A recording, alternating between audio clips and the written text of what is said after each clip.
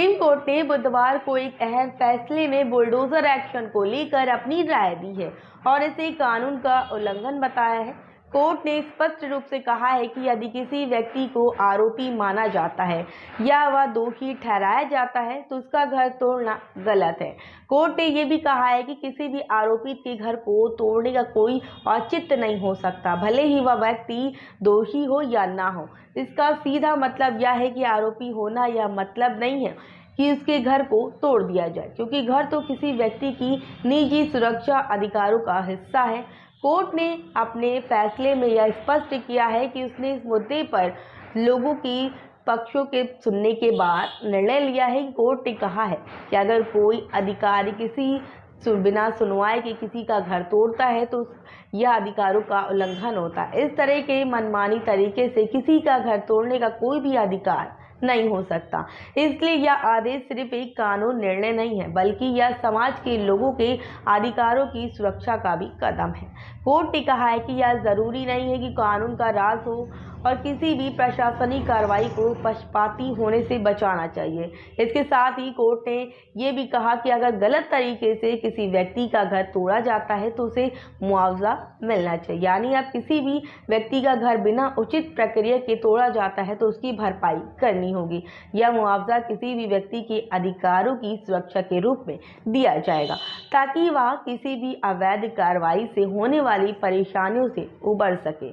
यह कदम प्रशासन को यह सोचने पे मजबूर करेगा कि कोई भी कदम उठाने से पहले उसे कानूनी प्रक्रिया पूरी तरह से पालन करना होगा और किसी को भी उसे घर से वंचित करने से पहले सही तरीके से नोटिस दिया जाना चाहिए। सुप्रीम कोर्ट ने बुलडोजर एक्शन के खिलाफ सख्त रवैया अपनाते हुए ये भी कहा कि अगर किसी को आरोपी मानते हुए उसके घर को तोड़ा जाता है तो पूरे परिवार को सजा क्यों दी जाए। एक व्यक्ति के जुर्म पूरी परिवार की जिम्मेदारी नहीं हो सकती। कोर्ट ने यह तर्क दिया है कि अगर किसी व्यक्ति ने कोई अपराध किया है तो उसके घर को तोड़ने का कोई कारण नहीं बनता, क्योंकि उसका परिवार उस अपराध का जिम्मेदार नहीं हो सकता। यह स्थिति एक प्रकार का सामूहिक दंड हो सकती है, जो किसी भी न्याय व्यवस्था में अस्वीकार्य है। कोर्ट ने इस पर जोर देते हुए कहा है कि अगर किसी व्यक्ति के घर को गलत तरीके से तोड़ा जाता है तो सीधे सीधे उसके अधिकारों का उल्लंघन होता है। कोर्ट का यह फैसला इस दृष्टि से महत्वपूर्ण है क्योंकि एक स्पष्ट संदेश देता है कि किसी भी संपत्ति या घर को बिना उचित कानूनी प्रक्रिया के नहीं तोड़ा जा सकता। कोर्ट ने अपनी टिप्पणियों में ये भी कहा है कि घर सिर्फ एक निर्णय नहीं होता, बल्कि वह एक व्यक्ति का सपना और उसकी सुरक्षा का प्रतीक होता है। किसी का घर उसी व्यक्तिगत जगह होती है जहां वह अपनी परिवार के साथ सुरक्षा महसूस करता है। कोर्ट ने यह कहा है कि घर को तोड़ना एक बहुत बड़ी मानसिक और सामाजिक चोट हो सकती है, जिससे उस व्यक्ति का जीवन पूरी तरह से प्रभावित हो सकता है। यह केवल एक घर का नुकसान नहीं है, बल्कि वह उस व्यक्ति की पूरी दुनिया को प्रभावित करने वाला कदम होता है। सुप्रीम कोर्ट ने इस पूरे मामले में दिशा निर्देश जारी करते हुए कहा कि अब किसी भी संरचना को तोड़ने से पहले संबंधित व्यक्ति को कम से कम 15 दिन का नोटिस दिया जाएगा। इसका मतलब यह है कि प्रशासन को अब कार्रवाई करने से पहले पर्याप्त समय मिलेगा, ताकि लोग अपनी आपत्ति दर्ज कर सकेंगे और यह सुनिश्चित कर सकेंगे कि किसी भी तरह की कार्रवाई कानूनी तरीके से की जा रही है। कोर्ट ने कहा है कि अगर किसी व्यक्ति के खिलाफ घर तोड़ने की कार्रवाई की जा रही है तो उस व्यक्ति को एक वैध नोटिस दिया जाएगा, उसे सही समय पर जवाब देने का अवसर मिलेगा। और इसके अलावा कोर्ट ने यह भी आदेश दिया है कि इस नोटिस को केवल कागज पर नहीं बल्कि निर्माण स्थल पर चस्पा किया जाए। इसका उद्देश्य यह सुनिश्चित करना था कि नोटिस का सही ढंग से वितरण हो और कोई भी व्यक्ति का यह कहने का मौका ना पाए कि उसे नोटिस नहीं मिला। कोर्ट ने यह भी कहा है कि इस नोटिस को डिजिटल पोर्टल पर डाला जाएगा, ताकि यह एक पारदर्शी प्रक्रिया बने और लोग देख सके कि उनकी स्थिति क्या है। अब प्रशासन को यह सुनिश्चित करना होगा कि डिजिटल पोर्टल पर सभी नोटिसों की जानकारी उपलब्ध हो, ताकि किसी भी तरह की जानकारी की कमी ना हो और प्रक्रिया पूरी तरह से पारदर्शी हो। सुप्रीम कोर्ट ने इसके साथ ही ये भी कहा कि अब हर जिले का जिला मजिस्ट्रेट अपने क्षेत्र में किसी भी संरचना के विध्वंस के लिए एक नोडल अधिकारी नियुक्त करेगा। इस अधिकारी की जिम्मेदारी होगी कि वह सुनिश्चित करे कि संबंधित व्यक्ति को नोटिस समय पर मिल जाए और उसका जवाब भी सही समय पर प्राप्त हो जाए।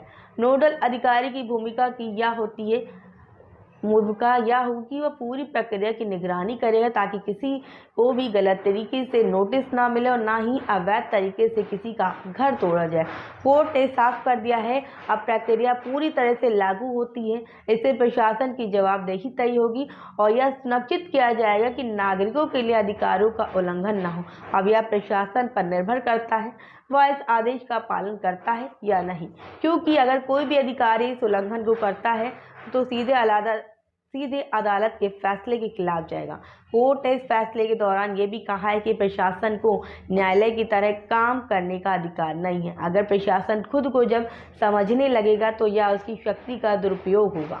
कोर्ट ने यह बात स्पष्ट करते हुए कहा है कि न्याय का कदम केवल अदालत का है, प्रशासन का नहीं है। इसका मतलब यह है कि प्रशासन को अपनी जिम्मेदारी के तहत काम करना होगा, लेकिन उसे न्याय देने का अधिकार नहीं है। अगर कोई प्रशासनिक अधिकारी अदालत की तरह काम करेगा तो वह संविधान और कानून के खिलाफ होगा और उसे जवाबदेही ठहराया जाएगा। अब यह स्पष्ट हो चुका है कि बुलडोजर एक्शन केवल कानूनी प्रक्रिया के तहत और पूरी पारदर्शिता के साथ किया जा सकता है।